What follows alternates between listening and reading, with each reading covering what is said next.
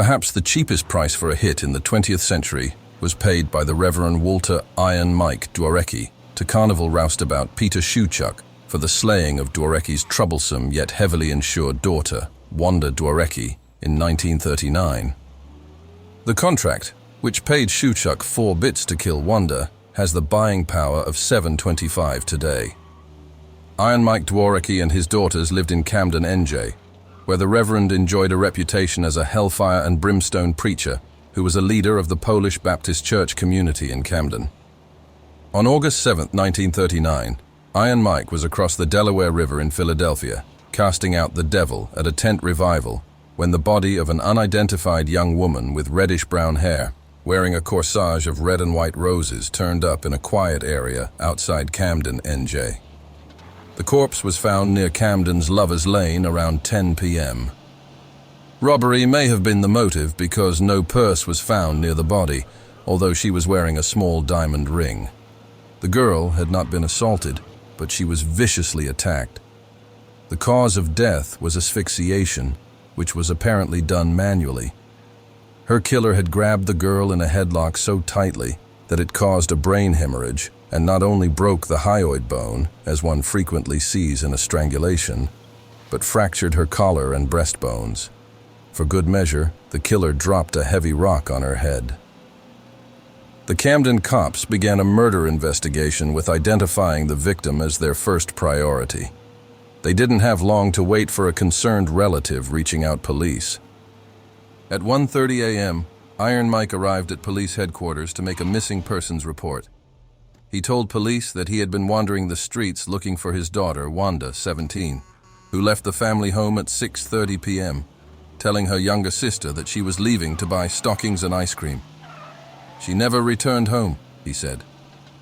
Because the Dworecki home was just a few blocks from the location of where the unidentified body was found, Iron Mike was led to the county morgue to view the girl's body. He took one look and promptly fainted.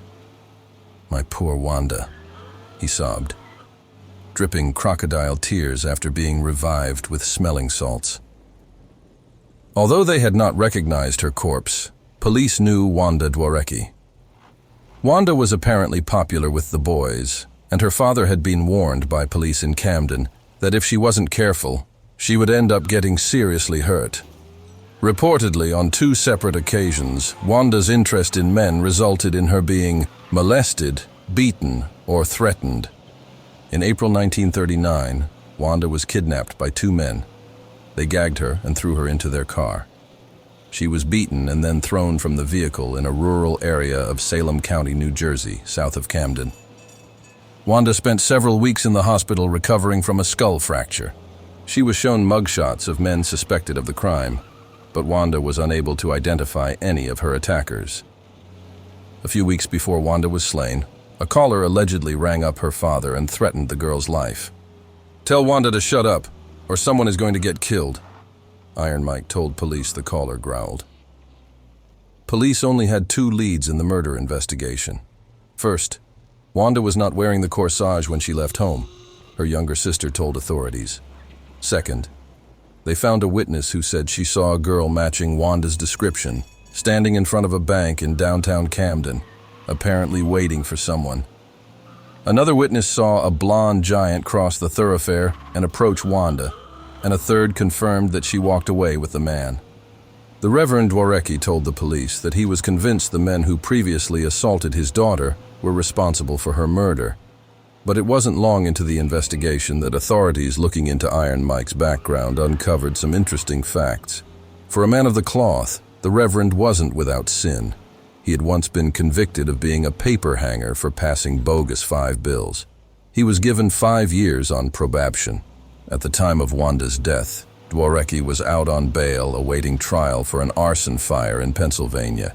He allegedly torched a building that he owned for the insurance money.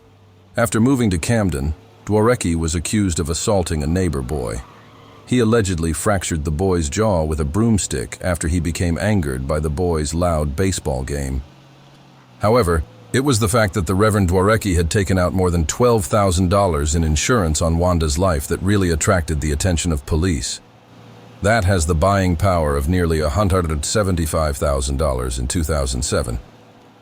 Collecting on insurance was nothing new to Iron Mike. A year before Wanda died, the minister's wife collapsed and died at the breakfast table. The attending physician put her cause of death as lobar pneumonia. Dworecki collected $2,500 in life insurance, $36,000 in 2007. After Dworecki was widowed, and while Wanda was recovering from her assault, Iron Mike hired 21-year-old Peter Shuchuk to help around the house. A tall, tow-haired young man from Chester, Pennsylvania, where Dworecki torched his building. Shuchuk was Wanda's on-again, off-again boyfriend, and police suspected he was the blonde giant who met Wanda in front of that Camden bank. But Shuchuk was nowhere to be found. He remained on the lam for nearly a week before he showed up at his father's home in Chester. Police brought him back to Camden for questioning, where, in return for a cigarette, he confessed to killing Wanda at Iron Mike's request. "I met him in Philadelphia the same night. Wanda was killed," Shuchuk told police. "He gave me 50 cents to cover my expenses, and then went to conduct his religious services. I met Wanda, and we strolled down the street." They walked past the local high school toward a lover's lane, where Shuchuk said he suddenly felt the urge to kill. He strangled Wanda there, caved in her skull with a rock for good measure, and fled. "Choke her, hit her with a rock, twist her neck," Dworecki instructed his hired killer. "Make sure she's done." He was supposed to collect $100 from Iron Mike, but the scheme fell through before he could be paid. When Iron Mike was brought to the jail and saw Shuchuk, he realized the game was up. He confessed then and there to hiring the carny to kill his daughter. Shortly after, Dworecki and Shuchuk pleaded guilty in a Camden courthouse. However, because of a quirk in New Jersey law at the time, the judge could not accept the guilty pleas because the state wanted to put the men in the electric chair. About a month after he was arrested, Dworecki went to trial and was convicted of murder for hire. The chief witness against him was Shuchuk. Dworecki was given the death penalty. In return for his cooperation, Shuchuk escaped the chair and was sentenced to life behind bars. On March 28, 1940, the Reverend Walter Iron Mike Dworecki became the first clergyman in the history of the Garden State to be executed for murder.